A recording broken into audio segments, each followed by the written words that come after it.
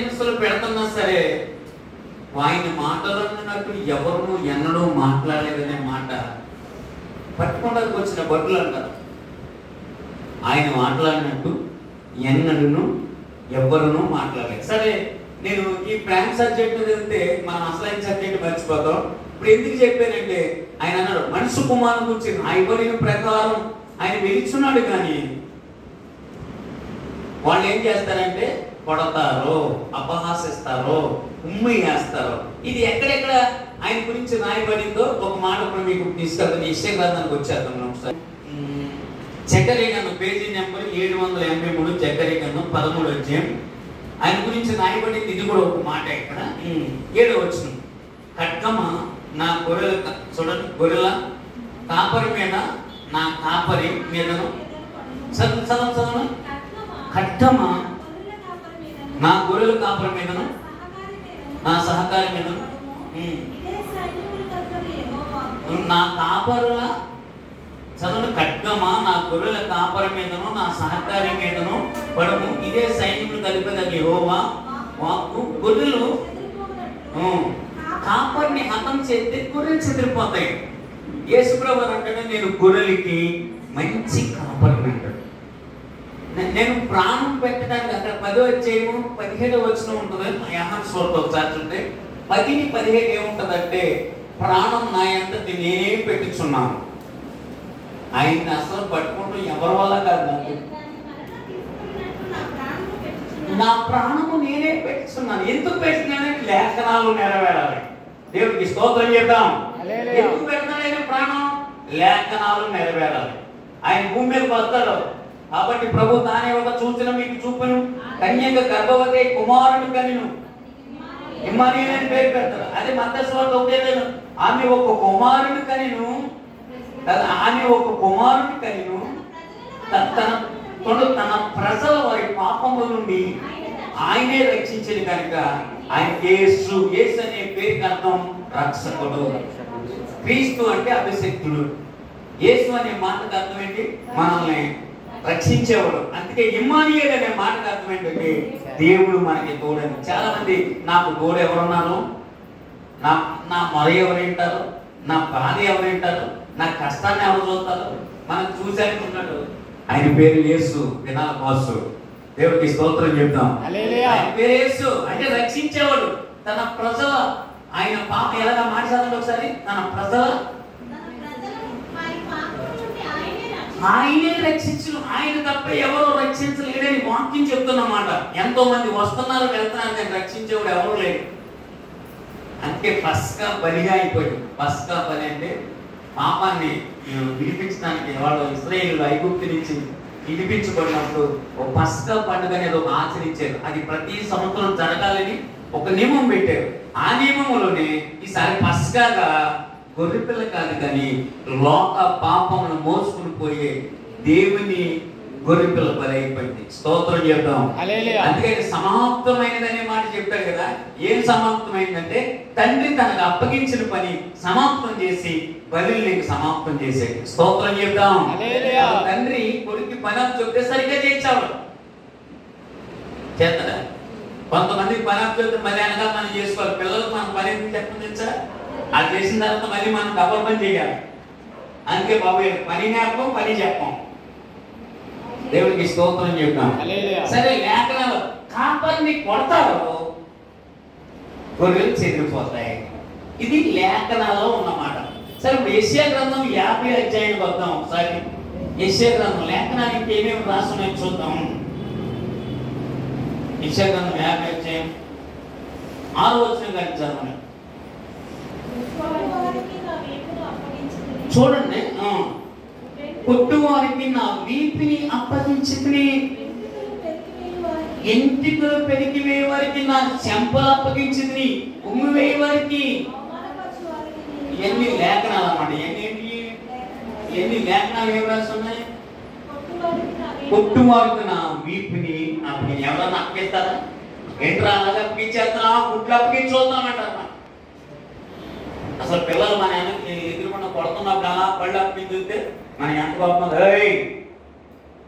జనముడు అంటున్నాం కదా. ఏంటి కళ్ళు ఎదురు ఏలేను ఇలా అంటారు. ఇలా అన్నారంటే ఏం చేస్తారు? దున్నువారికి ఏం అప్పగించాడంట? ఈపుని అప్పగించుకుని. చూడండి ఒక మాట, నేను ఇదే కీర్తన గ్రంథంలో కూడా ఒకసారి ఈ సందర్భాన్ని మీకు తీసుకొద్దాం. 129 కీర్తన 3వ వచనం ఒకసారి చూద్దాం. బీపీ ఎలా తుందేదంటే మీకు fashion of the Christ picture ఈ నైట్ చూడండి, మీరు తెలుగులో ఉంటుంది. ఒక సిల్వ సిచ్యువేషన్ మాత్రం చూడండి, అది 2 గంటలు ఉంటుంది స్టోరీ. ఫైనల్ అది అంత పిక్చర్ ఒకేసారి పెట్టకుండా పార్ట్లీ కింద పెట్టారు. కానీ ఆ సిలువు సిచ్యువేషన్ చూడండి మీరు. అది సిలువు గారి నుంచే గచ్చమనే తోట నుంచే పిక్చర్ తీశారంటే మరణం వరకు ఉంటుంది. దాన్ని 2 గంటలు తీశారు. ఎలా అనుభవించాడు ప్రభు, సాతాను ఎలా సెలవేయండి, ఎన్ని మనకు చూపించాడు. సరే చదవనమ్మా.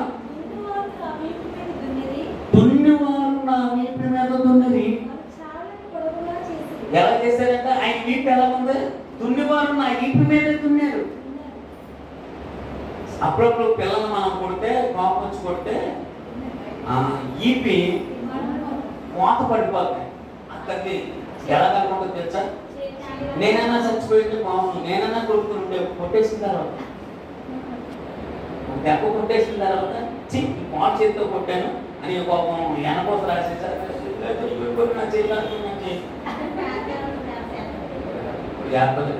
అసలు కొడుతూ ఉన్నాడు ఏంటంటే మేము కొడుతూ పీకేసి పారిపోతున్నాడు. ఇప్పుడు పరిస్థితి దున్నువారికి ఏమప్పగించాడంట ప్రభు? ఆయన ఏమన్నా చిన్నవాడనుకుంటా 33 సంవత్సరాల వయసున్న యవ్వనస్తుడంట. యవ్వనస్తుడంటే చూడు, ఆ ఊరిలో ఎన్నో అద్భుతాలు చేశాడు. ఆ రోడ్డు మీద సిలువ కరుణమయ్య సాంగ్లను కొన్ని సిచ్యువేషన్ చూస్తే కలవరి తాకిన ఆ పాదాలు కలవరపడి అరిసేయంట. ఆ షూటింగ్ చేస్తున్నాకంట ఊళ్ళో వాళ్ళందరూ మా ఊరిని చెప్పుకోండి బాబోయ్ ఈ సిచ్యువేషన్ మేము చూడబోతున్నాం అన్నమాట. షూటింగ్ సీన్ నేను చూడలేకపోతే నిజంగా ఆయన పడ్డాడు బాధండి. అందుకే లేఖనం నెరవేరినప్పుడు 50 అధ్యాయం వద్దాం.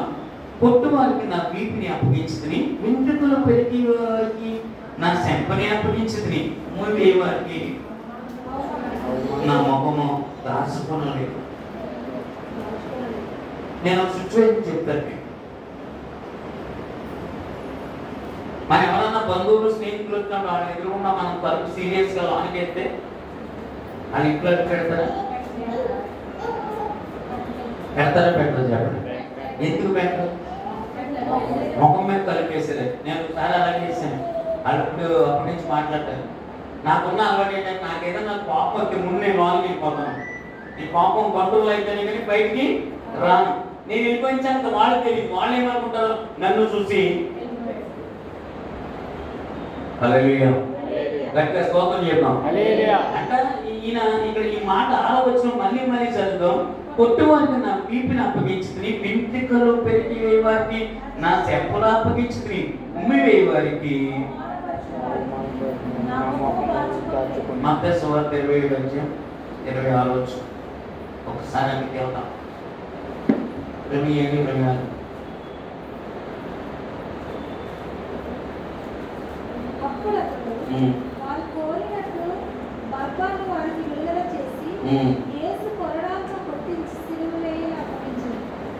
యేసును కొరడాలతో ఎందుకు కొట్టించారు? లేఖనాలు నెరవేరాలి. ఆయన అంటాడు, రాజుగారు ఏమంటారంటే నేను తలుచుకుంటే నేను విడిపించగలను అంటాడు కదా. నేను తలుచుకుంటే నేను విడిపించగలను అంటాడు.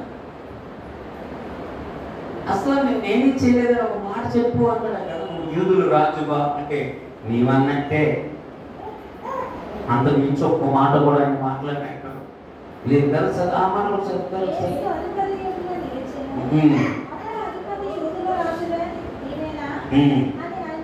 అడగగా 25 వచ్చిన కదమ్మా, 25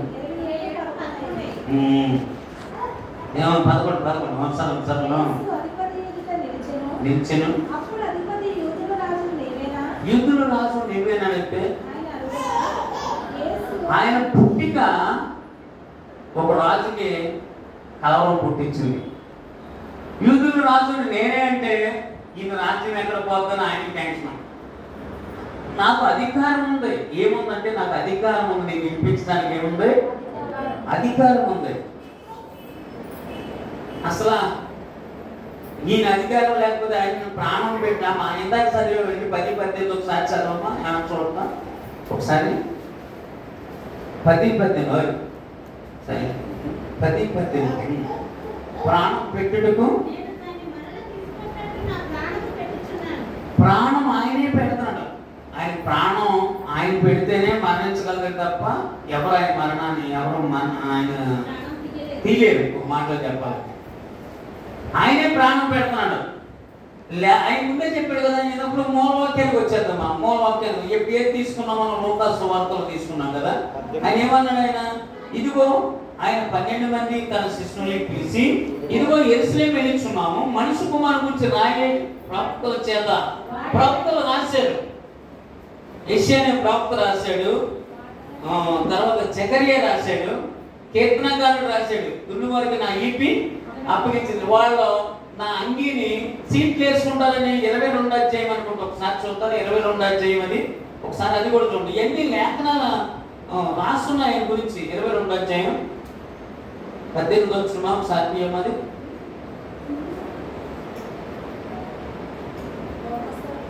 కాదు, కీర్తన కన్నాం 22 అధ్యాయం ఒకసారి.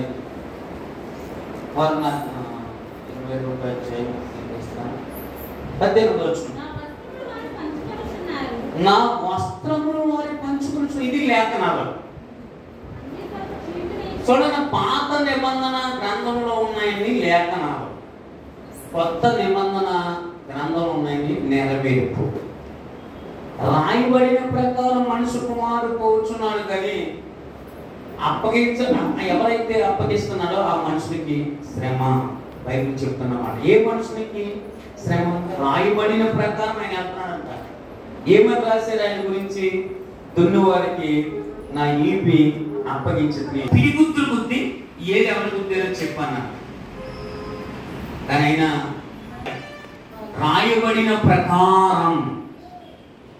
హల్లెలూయా. చాలా మంది అంటున్న మాట ఏంటంటే 3 మేకులు పీకిపోయినాడు దేవుడు ఏంటన్నాడు. 3 మేకులు పీకు కలడం. ఎందుకంటే లేఖనాలు నెరవేరాలి. నెరవేరాలంటే ఎందుకు కొట్టినా మౌనంగా ఎలా అని యెషయా గ్రంథం 53 అధ్యాయం ఒకసారి చూడండి. మన అతిక్రమమును బట్టి అతడు గాయపరచబడెను. ఇవన్నీ లేఖనాలు చూడండి. 4వ వచనం చూద్దామే. నీ పాపములు భరించెను, మన వ్యసనములు సహించెను. ఇవన్నీ ఏంటి? లేఖనాలు. 5వ వచనం ఏంటి? మన అతిక్రమములను బట్టి అతడు గాయపరచబడెను, మన దోషములు బట్టి నలగొట్టబడెను. ఆ 10వ వచనం చూస్తే అతడి నలగొట్టడానికి యెహోవాకు ఇష్టమైంది. మీ పిల్లల్ని నేను కొడితే మీకు ఎలా ఉంటుంది? కొట్టినంటే గుండె జడిమంటుంది కానీ ఏమనలేదు. ఇంటికి వెళ్ళిన తర్వాత మీటింగ్ వెళ్తారు. వాక్యం ఏదో చెప్పుకుని పొమ్మనండి. పిల్లల మీద చెయ్యితే మర్యాద ఉంటుంది. ఆయన ఏదో చెప్పేదే చెప్పానండి. వాక్యం ఎంతైనా చెప్పానండి. పోదు మానేసి పిల్లల మీద చెయ్యితే తండ్రి కంట కుమారుని నలగొట్టడానికి ఇహో అని మాట అతన్ని నలగొట్టటకు యెహోవాకు ఇష్టమాయెను. చదవడం. మన ఈ దోషాలు ఎందుకు ఇష్టమైందంటే మన అతిక్రమములను బట్టి అతడు గాయపరచబడిను, మన దోషములను బట్టి నలగొట్టబడిను.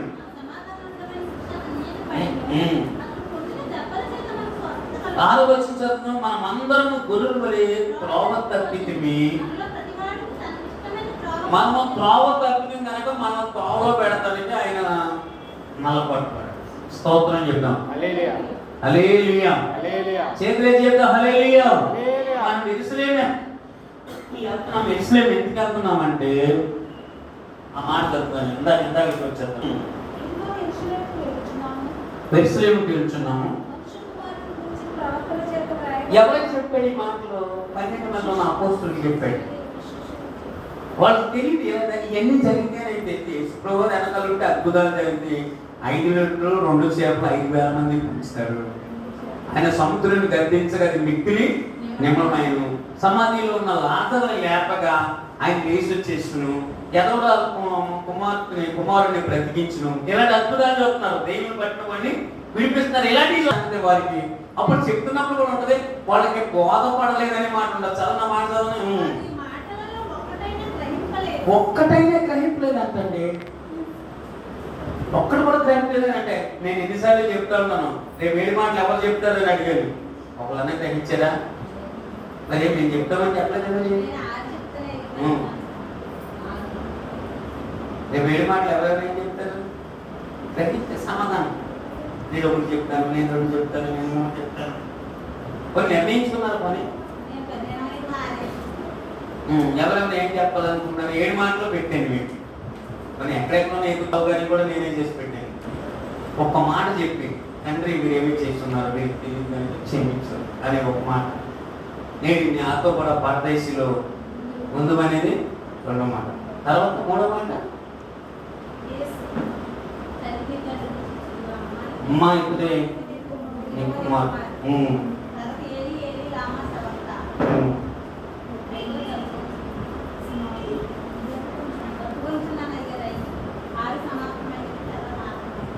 ఆత్మను అప్పగించు. మొదటి మాట, తండ్రి మీరు ఏమి చేస్తున్నారో మీరు ఎదురేదానికి క్షమించు. 2వ మాట, నేను నాతో కూడా పరదేశంలో ఉండు. అమ్మా ఇతడే నీ కుమారుడు. 3వ మాట, ఏలి లామా సబక్తాని అంటే నా దేవ నా దేవ. ఎన్నో మాట అది? 4వ మాట. 5వ మాట, దప్పికొనిచున్నాం. కీర్తన 21లో ఉంటుంది. తర్వాత సమాప్తమైనది. యోహాను 19:30 ఉంటుంది. తండ్రి నీ చేతికి నా ఆత్మను అప్పగించున్నాను.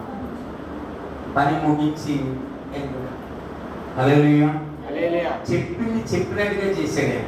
ఏదైతే చెప్పాడో అదే చేశాడు. మనం యెరూషలేముకి వెళ్తున్నాం అంటే నేను చెప్పాడు అనమాట. మనం ఎక్కడికి వెళ్తున్నాం? యెరూషలేముకి వెళ్తున్నాం. మనుషులు కుమారుడు గురించి రాయబడిన ప్రకారం ఆ ప్రవచన వాక్యాలు నెరవేర్చబడుతున్నాయి. వాళ్ళు నన్ను కొడతారు. మరి అసలు తెలిస్తే ఇంకా అసలు వాస్తవంగా రేపు ఆ ఊరెళ్తే కొడతామని తెలిస్తే వెళ్తామా? వెళ్ళాం. కానీ తెలిసి వెళ్తున్నాడు. ఈయన మనం ఏమంటాం తెలుసా?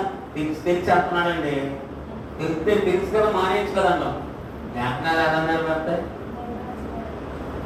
సరే వెళ్తున్నాం. వెళ్ళిన తర్వాత ఏం జరిగిందో చూద్దాం. ఇప్పుడు 20 ఇందాక చదివాం కదా. మనం ఇందాక ఏం చదివామంటే రొట్టెల పండుగ వచ్చిన 22వ అధ్యాయం చదివాం కదా. 18 తర్వాత జరిగింది పస్కాన పండుగ పులియని రొట్టెల పండుగ సమీపించినప్పుడు ప్రధాన యాజకులు శాస్త్రం ప్రజలకు భయపడ్డ కనుక ఆయనను ఎలాగో సంపుదమా అని ఉపాయము వెతుకుచుండ్రి. ఇది మనం మత్తయి సువార్తలో చూస్తే మాయ ఉపాయంగా ఉంటుంది. 23వ అధ్యాయం అనుకుంటా. చూడ ఒకసారి చూడండి. 23 మత్తయి 23 అనుకుంటా. మాయ ఉపాయములు చేద్దాం. ఒక్క నిమిషం ఉండండి. 24 అనుకుంటే 20 క్షమించండి 26. అసలు ఏదో మాయోపాయాలు వేసింది నా పొంద నాయపడి ఉంది కదా. ఏడు కొడతానన్నది ఆయనే చెప్పారు కదా ముందు. ఏదో ప్లాన్ అన్నమాట. ఇది మనం వేసిన ప్లాన్ సక్సెస్ అనుకుంటున్నారు. సక్సెస్ అని నా పొంద ప్లాన్ వేయడానికి దేవుడు వాళ్ళు నియమించాడు. కొన్నిసార్లు మన శత్రువులు ఆయనే నియమిస్తారు. దేవుడికి స్తోత్రం చెప్పారు. నేను నమ్మరా? యెషయా గ్రంథానికి రండి. నొప్పులు బుది తన ఆలకించుము, నిప్పులు ఊది.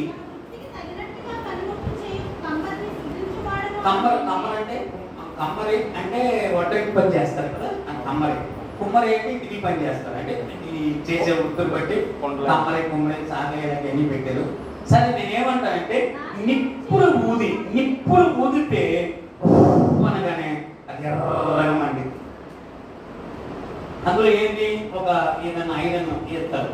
అది తొలుపు పారో కొనుక్కుము పనిముట్టు చేయాలంటే ఇప్పుడు బంగారం చేసేవాళ్ళు సరే నిప్పులు ఊస్తేనే వస్తువు తయారవుతాయి. మరి నిప్పులు ఊస్తే వస్తువు తయారవుతుంది కదా.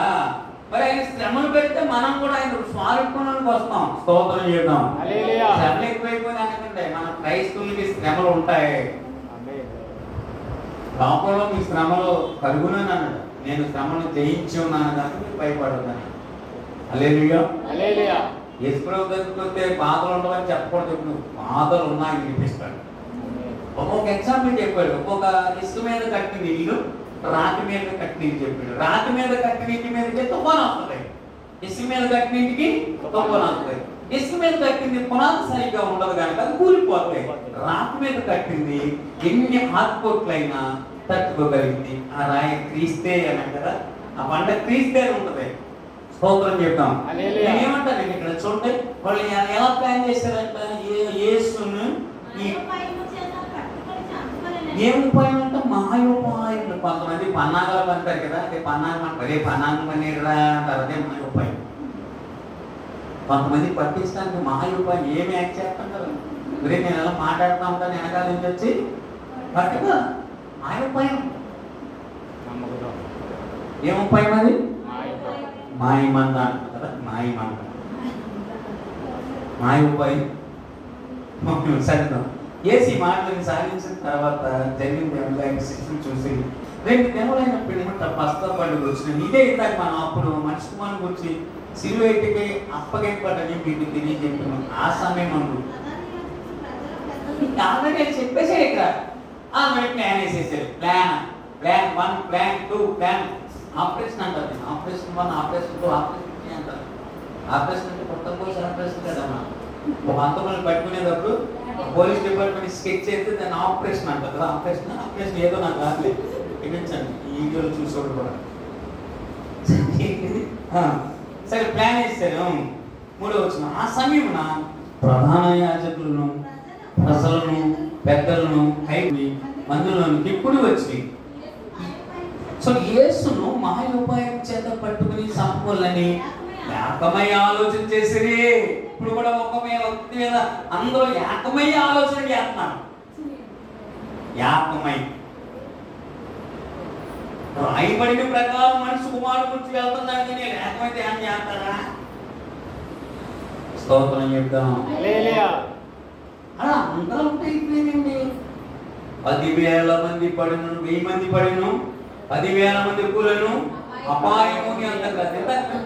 మాట వదిలేసి అక్కడ ఒకసారి ఆలకించుము, నిప్పులు ఊది వృత్తికి తగినట్లు పనిముట్లు చేయబోని కమ్మను సృజించిన వాడు నేనే. నాశనం చేయడానికి యోధాన్ని సృజించిన వాడిని నేనే. దేవుడికి స్తోత్రం. హలో ఒక మాట.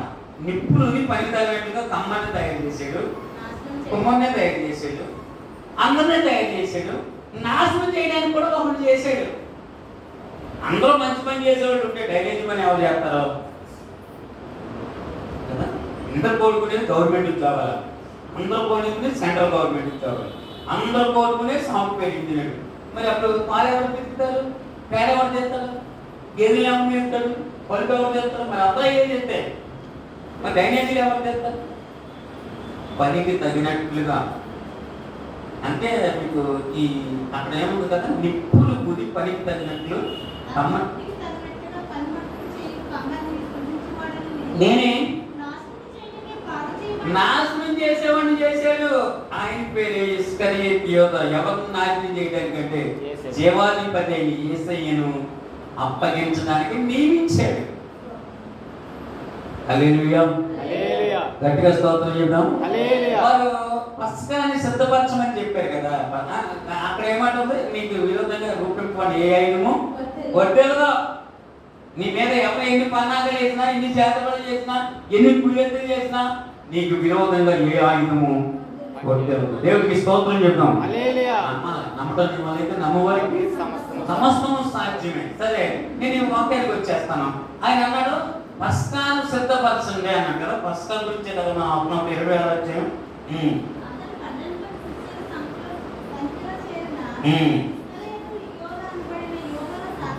చూడండి, యోధాలో సాతాను ఎందుకు ప్రవేశించిందంటే వాడు ప్రవేశించేలా చేసిన ఆయనే. సాతాను కూడా పరమేశ్వరుడు తెలుసా దేవుడు మీకు మిమ్మల్ని శోధించడానికి. ఎలా చెప్పగలరు అయ్యగారు మీరు నన్ను అడిగితే మత్తయి సువార్త 4వ అధ్యాయం మొదట చూసారంటే ఒకసారి. అంటే మీరు అది నిజమో కాదో తెలియాలి కదా. అప్పుడు యేసు చూడండి, అప్పుడు యేసు అపవాది అంటే ఎవరు? సాతాను. పుట్టినటువంటి సాతాను అపవాది చేత శోధింపబడుటకు ఆ ఆత్మ అంటే దేవుని ఆత్మ వలన అరణ్యమునకు కొనుక్కోపండి. అంటే అపవాది చేత శోధింపబడుటకు ఆత్మ వల్ల అరణ్యమునకు కొనుక్కోపండి అంటే లేఖనం నెరవేరాలి, అది శోధించబడాలి. శోధించబడుతున్నా సరే ఒక్క మాట వ్యర్థంగా మాట్లాడినా, నువ్వు దేవుడు కుమారుడు అయితే రాళ్ళని రొట్టెలుగా చేసి తినాను. మనుషులు రొట్టె వల్లే కాదు, దేవుడి నోటి నుండి వచ్చే ప్రతి మాట వల్ల జీవించని చెప్పి ఎక్కడి నుంచి దూకు. ఎవరన్నా నేను పట్టుకుంటారేమో, లేఖనంలో రాసిన శోధిస్తాను. ఆ శోధించడానికి పంపించింది కూడా దేవుడే. సాతాన్ని ఒకసారి పరిగేసినట్టారు ఎవరి దగ్గర పంపించలేదా? ఎలా ప్రాణం మాత్రం ఏం చేయొద్దు, కానీ నీ మొత్తం దేహం అప్పించేసానంటే తెగ పొందించాడు భార్యలోకి వచ్చి. ఇంకను యథార్థత్వం వల్ల పిండి కొడుతున్న యేసు ప్రభు యథార్థతని ఏమన్నా తండ్రి మీరు ఏం చేస్తున్నారు? ఇప్పుడు ఎవరితో లేరు ఇందులోను ఈలోను. అది బైబిల్ చెప్పింది. ఇప్పుడు యోహాను సువార్త 13వ అధ్యాయం చూడండి. ఇప్పుడు మనం ఆ కార్యక్రమం చేస్తున్నాం. యోహాను సువార్త 13వ అధ్యాయం. ఆలోచన పుట్టిస్తా ఉంటుంది అపవాది. కొన్ని ఆలోచన పుట్టిస్తా ఉంటుంది. సంఘాన్ని పాడు చేయాలని, పిల్లలను పాడు చేయాలని, కుటుంబం పాడు చేయాలని. అపవాది ఒక అమ్మలో దూరతామా, ఆవిడకి తినమనదు. ఒక అమ్మలో ఒక అప్పలో దూరతా ఉంటుంది అపవాది. ప్రార్థన లేదు, ఆ పొందలేదు అంటానికి. ఒకసారి ఎవరో 10th ఫెయిల్ అయ్యారని ప్రార్థన అనేసాడు. ఆయన నాకు దేవుని అనుకున్నాను, వేళ 10th పాస్ అయ్యాము. నువ్వు చదవకపోతే ఎలా పాస్ అవుతావు? ఎన్నో రోజులు మాత్రం పెన్న తట్టుకుని పాస్టర్ దగ్గరకు కైగాని పెన్నకి ప్రార్థన చేయండి. 360 రోజులు చదవాలి కదా, నేను ప్రార్థన చేసిన అవునా కదా చెప్పండి. 365 రోజులు చదవాలి కదా. 365 రోజులు కాలేజీకి వెళ్తాం మానేసి లాస్ట్ రోజులు వచ్చి అయ్యగారు ప్రార్థన చేయండి. అయ్యగారు ప్రార్థన చేశారు, నేను నేను రాను. మా మాటతో పోయింది. ఏడుతున్నా ఎందుకంటే ఎక్కడతాను కానమాట. ఏదో వంకలేనమ్మా వంకట్లు వేసిందని కొంతమంది వంకలు ఎత్తుకుంటూ ఉంటారు.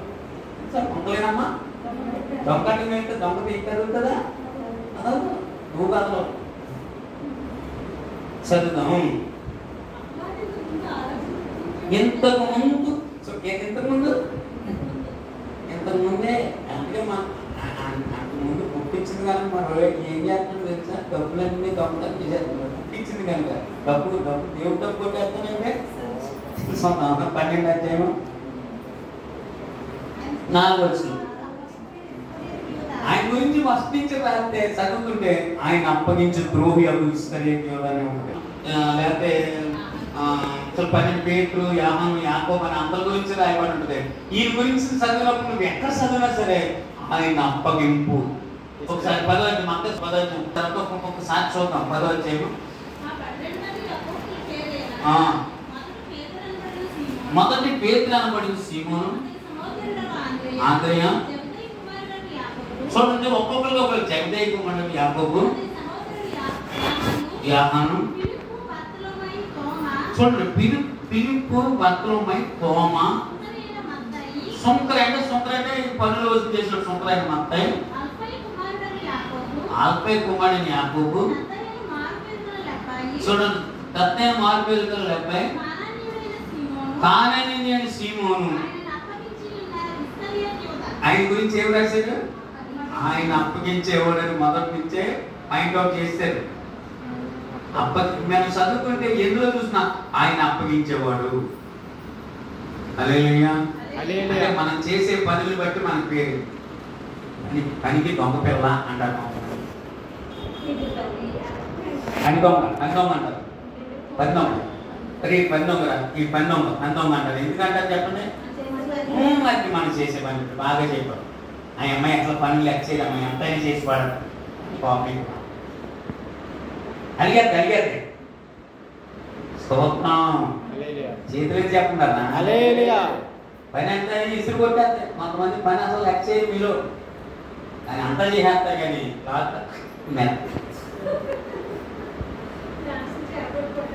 అంత చేసినంత యాసం పోవాలంటే మొత్తం బొమ్మ అంతా గీసేసి లాగితే ఇలా ఎక్స్పెక్ట్ ఎగిరిపోతాయి. అంత కష్టపడాల్సింది కష్టపడాల్సింది తప్పలేదు. స్తోత్రం. సరే ఈయన గురించి ఏం రాసేసారు? ఈయన ఎలా ఉంది దాని గురించి మరీ చదువుతామాట 14 చదువు. తానని నేను సీమోను ఆయనను అప్పగించిన ఇశ్రాయేలు యోధ. అప్పగించిన పేర్లు పెట్టాడు, అప్పుడే పెట్టాడు. అపోస్తలుని అని పేర్లు పెట్టాడు, కానీ ఆయన గురించి చెప్పబడినప్పుడు అంటే ఆయన గురించి ఆయన తెలుసు. ప్రయాణ వరకు వచ్చారు.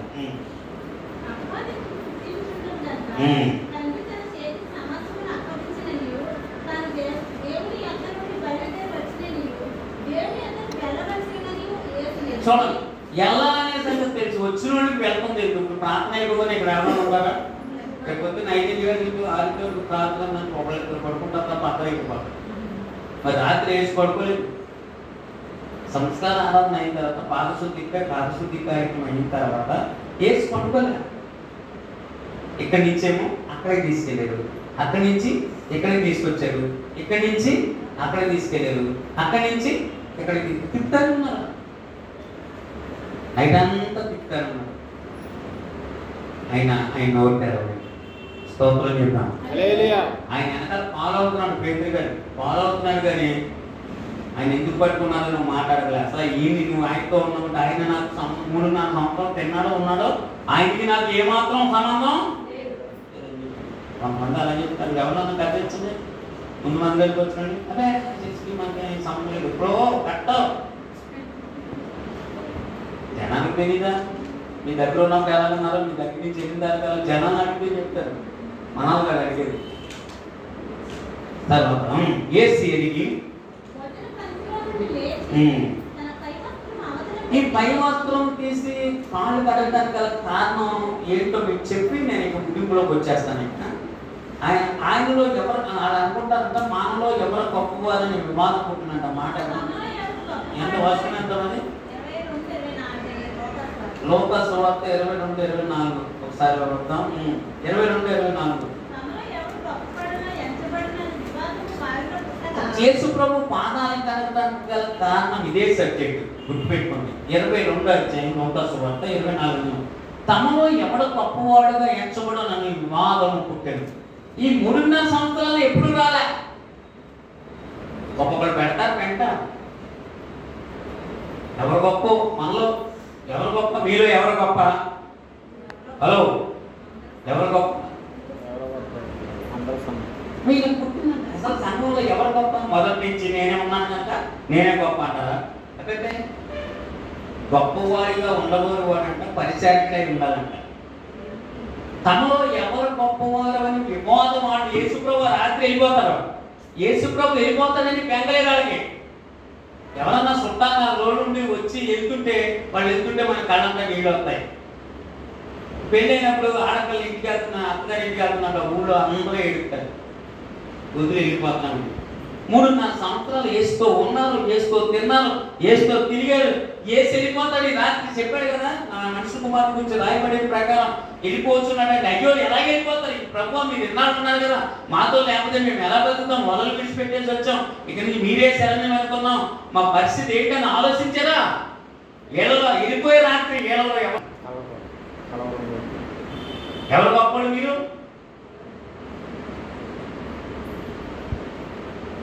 మనలో కూడా ఉంటుంది. మీరు అంటే మాకు మధ్యతరగతి రానివ్వరు, కానీ అసలు ఎవరు గొప్ప? మన సంఘంలో ఎవరు గొప్ప? మీలో ఒకరినొకరు డైరెక్షన్ చేయకండి. మాస్టర్ గారు చెప్తే కదా మీరు చెప్తే వీరస్వామి గారు ఉండేవాడు మన దగ్గర. నేను పాస్టర్ గారు ఎన్ని పనులు చెప్పినా చేసేవాడు. ఒకసారి అందరూ ఇది తీసుకుని కిందేసాను. అందరు మాకు వెళ్ళేమా అన్నాడు.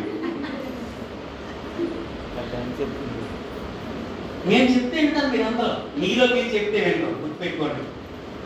మీలో మీరే చెప్తే కొంతమంది డైరెక్షన్ చేస్తుంటారు, కొంతమంది డైరెక్షన్ యాక్షన్ ఉండదు. అంటే సలహాలు అన్నమాట. ఇలా చెయ్యి, అలా చెయ్యి, ఇలా చెయ్యి, మధ్యపేట చేస్తావు, తల్లి పెట్టి కొడుతుంటా. ఒక ఆవిడ ఉండేది, ఎప్పుడు రావట్లేదు, కానీ అందరూ పని చెప్తే పడుకునేది. నా సంగతి దేవుడికి చెప్తే పరిచయం చేయవా? పరిచయం చేయాలంటే పరిచయం చేయాలి. అది చేయగలగా చెప్పాను నేను. బాత్రూమ్లో కూర్చుని ఎప్పుడంటే డ్రెస్కి వెళ్తున్నాయి కానీ హ్యాండ్లో అప్పుడు హ్యాండ్ ఉండే కదా కూర్చుని ఎంతో పరిచయం చేసినలే. ఎవరో మన రాజమండ్రిలో మీటింగ్ పెట్టారు. ఆయన నువ్వుంటే నాకు చాలా వేసి ఆయన పాట పాడుతుంటారు జ్యోతిరాజు గారు. ఆయన చెప్పారు మాస్టర్లు అనిపించేవాళ్ళు. అంటే నైట్ పూట అంతా ఎన్ని మీటింగ్ మాస్టర్లు అనిపించి తిరిగేవాళ్ళం, పాడుతూ నడిచాము. ఈరోజు నా మాస్టర్లు పోవాలనిపిస్తున్నాను. పరిచయం చేస్తే ఉన్నతమైన స్థితిలోకి వెళ్తారు. దేవుడికి స్తోత్రం చేయడం.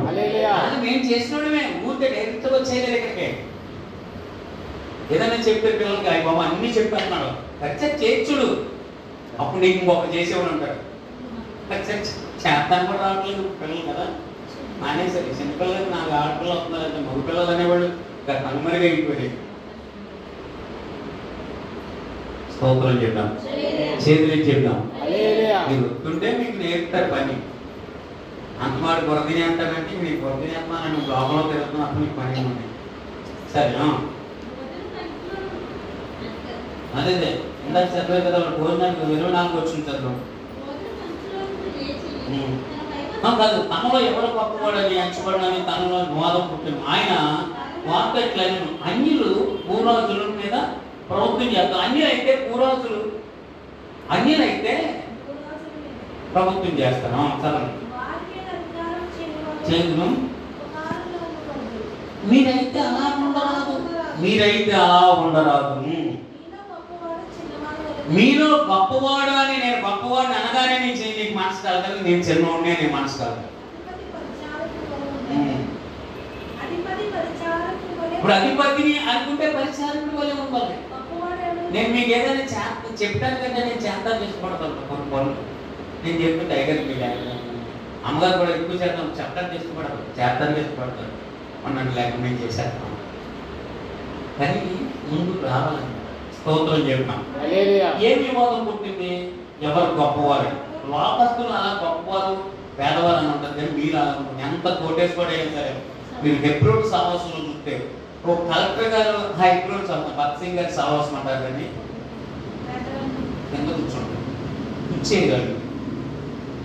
ఆయన కూడా అందరూ ఉంటుంటే సీట్లు పట్టుకుని ఉంటాడు. మన మన గుడారాల పండుగలు అయితే ఎవరు చెప్పారు? రమేష్ అయ్య గారు అనుకుంటారు. మాకు చెప్పారు ఏంటంటే ఒక ఆవిడ అన్నం పట్టిన అంటే లైన్లోకి వెళ్ళినాను. గుడారాల పండుగ 40 గుడారాల పాఠశాల నేను అన్నం పట్టిన ఎలా ఎక్కడ ఇలాగ వచ్చేస్తున్నాను. లైన్లో పెద్ద లైన్లో నిలబడి ఆవిడ చూస్తే కోటేసుకున్నారంట. ఏంటమ్మా ఎలా వచ్చావు? నేను తెప్పించేవాడు కదా అంటే నువ్వు ఎక్కడ కోటేశ్వరాలు? ఇంటికాడ నువ్వు ఇక్కడ కదా మంత్రుల్లో కదా నీ పెత్తనాలు, బోర్డు పెత్తనం, ఆడ పెత్తనం అని అందరికీ పెత్తనాలు చేయడం అంటే ఎంత ఇష్టమో. నీ మాట కోపం వచ్చేది నన్ను చూస్తే. పెత్తనాలు పని చేయాలి, స్తోత్రం చేయడం. పని చేస్తాం అనేసి నువ్వు గొప్ప నేను గొప్ప పేరు గారు అన్నారు. ఫస్ట్ నేనే అనుకున్నాను, నేనే గొప్ప అన్నాడు. అందరూ అలాగే అనుకున్నారు. అందుకే యేసుప్రభువు వారు ఏం చేశాడు? ఇప్పుడు అక్కడ వద్దాం. ఇప్పుడు ఎన్ఎస్ వార్త వద్దాం. ఇప్పుడు అదే పని చేస్తాం మనం. భోజనం ఇప్పుడు భోజనం చేసేవాడు తక్కువ భోజనం ఆపేసి లేచి పై వస్త్రం అవతల పెట్టి కట్టుకుని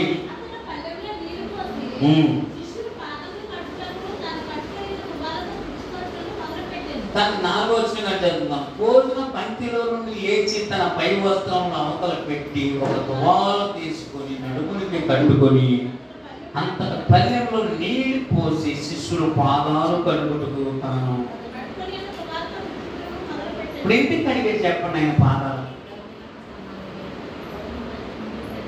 ఎందుకు అడిగాడంటే ఎవరు గొప్పలని ఫీలింగ్ ఎక్కువైపోయింది.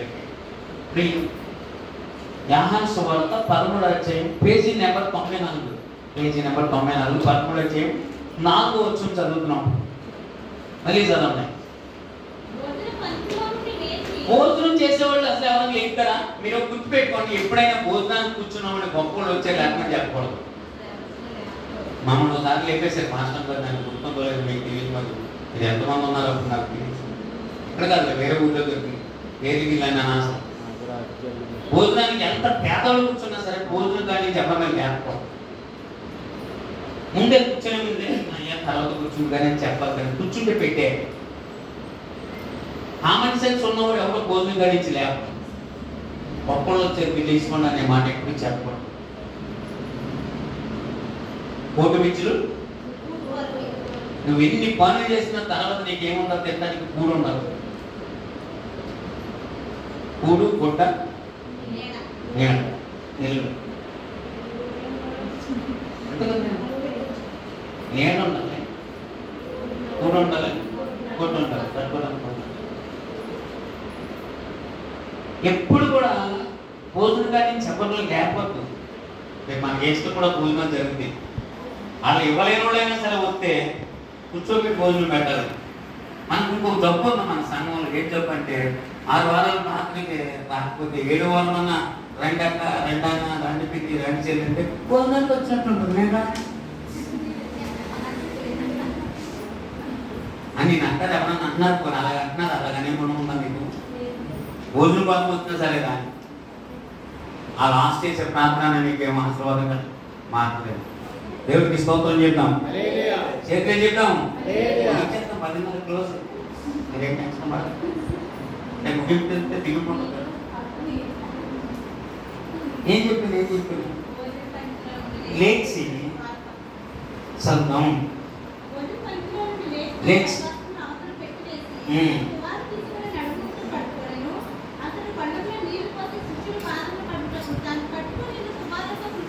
మీరు అంటారు నేను పాదాలు కడతాను. అదే నేను మీ పాదాలు కట్టాలి, మీరు మా పాదాలు కట్టాలి అంటారు. మీరు కూడా అంటారు. ఇదివరకు పాదాలు కడిగేటప్పుడు ఎంత జనం ఉండేవాడు. ఎట్లా అంటే ఈవెంట్ అంత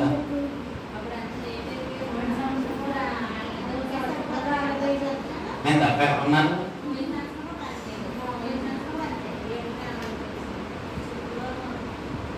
ఆసక్తి ఉంది. రేపు ఫుల్ అయిపోతుంది. మహమ్మద్ గారు ఫుల్ అవ్వాలి. యేసునామములో ఫుల్ అవ్వాలి. ఇది జరిగింది. ఆమేన్ చెప్పండి. హల్లెలూయా. తీసుకులో ఒక్కొక్కరిని ఈడ్చి లేకపోతాను. నేను చాలా సార్ చెప్పాను జ్ఞానం ఎంతనైనా వల్ల ఇస్తే మేము కప్పించిపోతారు. జ్ఞానం ఇస్తే బంధువులో కూర్చుంటుంది. ఇక్కడ కొట్టు అక్కడ కొట్టు ఇక్కడ కొట్టు అప్పుడు గొప్ప తగిలిన తర్వాత చదువుతాం ముగించేస్తానే మొదలు పెట్టాను. చూడండి అందరినీ కడిగేస్తున్నాను. అందరూ మౌనంగా ఉన్నారు. సీమోను పేతురు దగ్గరికి వస్తే అదేంటి ప్రభా నేను నీ పాదాలు కడతాను, నువ్వు నా పాదాలు కడుగుతాను అని అడిగాడు. ఈ కొంచెం ఏమంటారంటే నువ్వేమన్నంటే దాంట్లో ఏమంటే నువ్వు ఆరెంజ్ నీకు అన్నిటికీ కంగారే, అన్నిటికీ కంగారేంటి. ఈయన మీదే ఆయన అసలు ఈ క్రీస్తు అనే బండ మీద నీ బండ వేసి సంఘాన్ని నీ మీదే కడతానన్నాడు. రేపు వద్దున్న మరణిస్తాను కూడా సిద్ధం మన ఇక్కడికి ఒకటి యేసుప్రభు పట్టుకున్నప్పుడు పరుగు అన్నప్పుడు మాటిచ్చాడు, తప్పేసేది. ఇంకేమన్నానంటే నేను కడగకపోతే నీకు నాకు బంధం ఉండదు చదువు. అందుకేసి నేను చేస్తున్నది ఇప్పుడు నీకు తెలియదు కానీ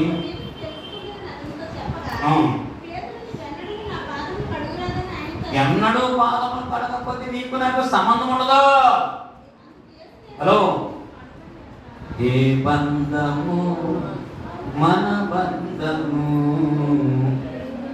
వివరింపగలను ఏమైనను మరి ఏమైనను రాజ జగముదిన. అయితే కడకపోతే నీకు నాకు సంబంధం ఉండదంటే అయితే మొత్తం అంతా కలిగే అన్నాడు. అంటే ఇంకా దాన్ని ఏం చేసుకుందాం అనుకుంటున్నాడేమో. చాలా మాట నేను నేను కడగని అన్నాడు.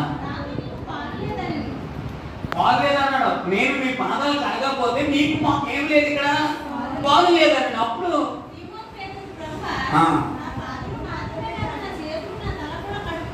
అయిపోయి ఎలా ఉన్నాయి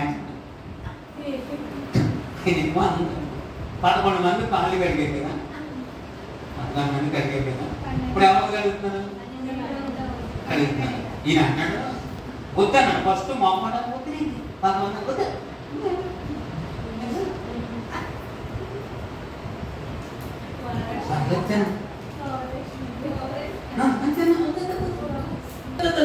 తర్వాత ఇంటి కట్టించుకున్నా వద్దన్నా మళ్ళీ కట్టుతావేమో నాకు కాలేమో సాంబార్ పిల్ల పట్టారు అలా పట్టుకెళ్ళారా ఆసంత నీకు గిల్లు కట్టే కదా పట్టుకెళ్ళారు. గిల్లు కడకపోతే పట్టుకెళ్ళు కట్టెళ్ళమని చెప్తున్నాయి కదా. వద్దు వద్దు బయట చెప్పిన సాంబార్ నేర్చుకున్నాను మీరు నేను అడిగానే ఇవ్వలేదు.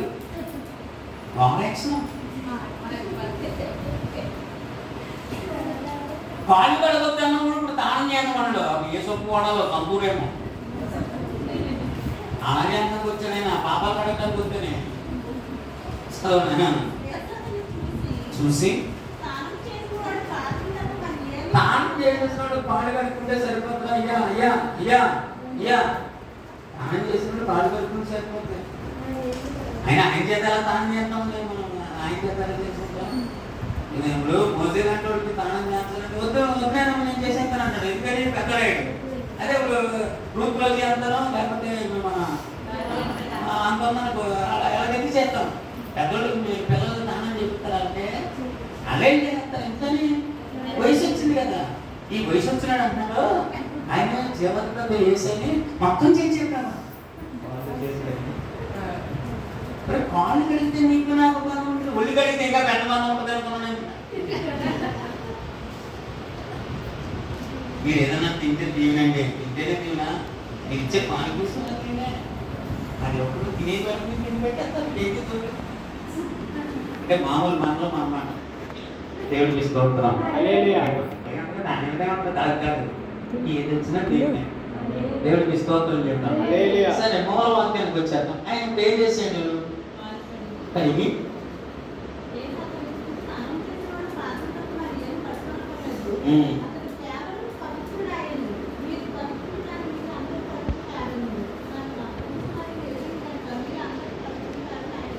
అందరూ పవిత్రులని క్యాండిడేట్ అని తెలిసిన ఫైనల్ ఒక మాట చెప్తాను. యేసు అప్పగింపబడిన రాత్రి ఒక రొట్టె తిన్నటువంటి వచ్చాక మత్తయి సువార్త 26వ అధ్యాయం. అప్పుడు 14 వచ్చిన అప్పుడు 12 మందిలో ఒకడు ఇస్కరియోతు యూదా బెతనియా దగ్గరికి వెళ్ళి నేను ఆయన మీకు అప్పగిస్తాను నాకు ఏమి ఇస్తారని వారిని 5 మందికి ఆయన 30 పెట్టి నానములు చూసుకోండి. అమ్మా ఎప్పుడు దొరుకుతాడో ప్రభావం చూసాడు. ఆయనతో ఉంటున్నాడు, ఆయనతో తింటున్నాడు, ఆయన అప్పగించేశాడు. కొంతమంది కూడా అంతే నాతోనే ఉంటారు, నాతోనే తింటారు, మా ఇంట్లోనే తింటారు, మమ్మల్ని ఎవరు అప్పగించలేదు. గోతులు తింటారు. అది అలా చెప్పారు మళ్ళీ చెప్పారు గోతులు తింటారు. సరే ఇక్కడ మాట కదా. యేసు ప్రభువు ఒక రొట్టెలు ఎత్తి రొట్టెకి దాచుకోవచ్చు. అక్కడికి వచ్చేద్దాం. ఈ రాత్రి అదే కదా మనకి